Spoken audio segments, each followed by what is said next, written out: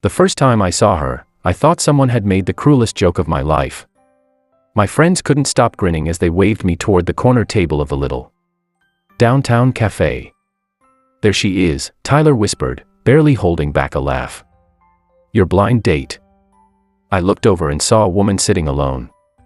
One hand wrapped around a mug of tea, while the other rested gently on her very pregnant belly. She wasn't scrolling through her phone or trying to impress anyone. She simply stared out the rain-covered window with tired eyes that looked as though life had asked too much of her. I froze. Something didn't feel right. When she noticed me, she smiled politely and stood. "You must be Ethan." I nodded.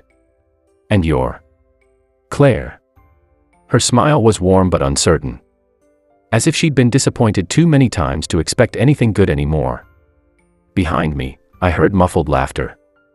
I turned just enough to see Tyler and two other friends watching from outside through the cafe window, recording everything on their phones. The realization hit like a punch.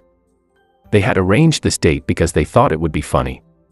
34-year-old Ethan, the guy who hadn't dated in almost 3 years after his fiancée died, was finally agreeing to a blind date.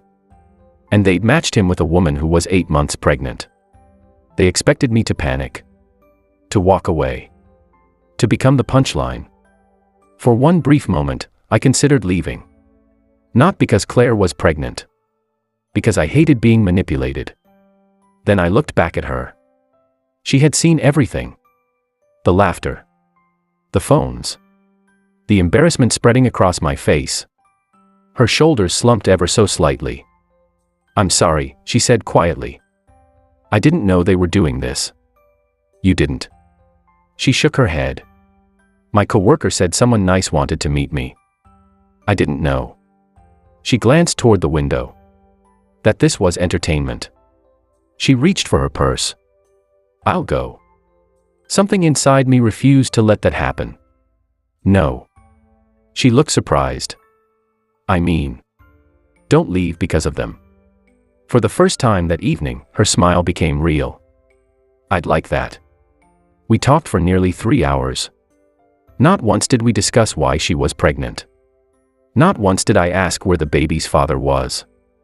Instead, we talked about favorite books, road trips, terrible jobs we'd survived, her dream of opening a children's bookstore someday, my late mother, who believed kindness was the only investment that always paid dividends.